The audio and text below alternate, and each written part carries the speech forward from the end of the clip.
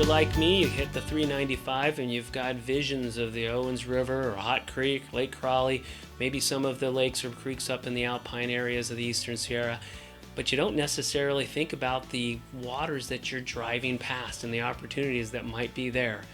Check this out. This is a video with Jarett Coons, who's the owner of Sierra Mountain Trout Guide Service, and he specializes in getting people onto some of those waters that they might not have thought about.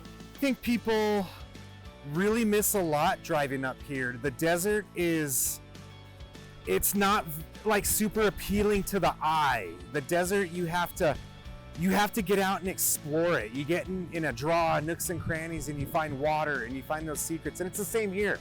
We got this beautiful, beautiful Big Pine Creek here in the middle of the desert, and it's full of wild brown trout. They stock it up high. There's lakes with brookies. Just about every canyon has a creek like this as you head up the Owens Valley, and they get overlooked. Aside from those little freestones, we have just a plethora of warm water fishing, sloughs, ditches, like all the irrigation like we talked about today. The canals, they run for miles.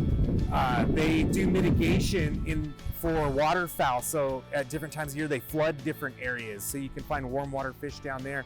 The aqueduct, the lower Owens, everything south of Bishop, there's so much fishing down here, but it's just, it has to be searched for.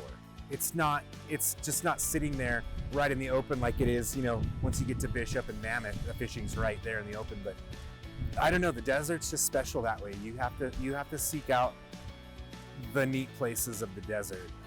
And our fishing's the same way. You get out there and start tromping around, and you can just find these gems and these places that no one's fishing. Nobody's fishing warm water. It's still relatively new, I would say.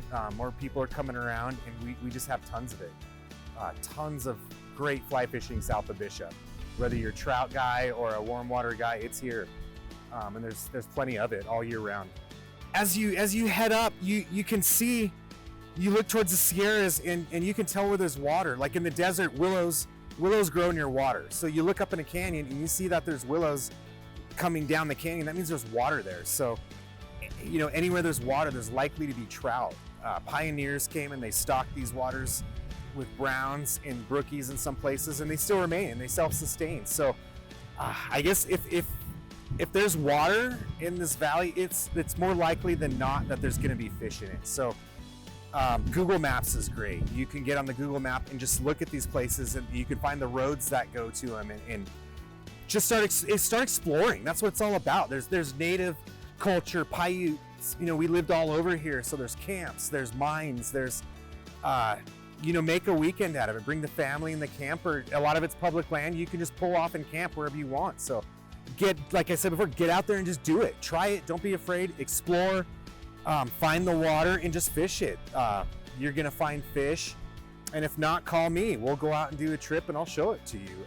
So if you want a kind of different and unique opportunity, something that you maybe hadn't thought of before, take an extra day on your way up to the great trout fishing in the Eastern Sierra and stop by with Jarett Coons and hit some of these places that you've just driven right past off the 395.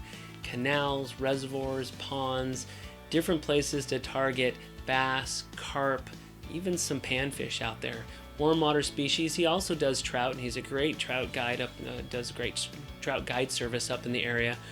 But his specialty is something that not a lot of other people do, and that's in these other species and this other waters down there in the desert.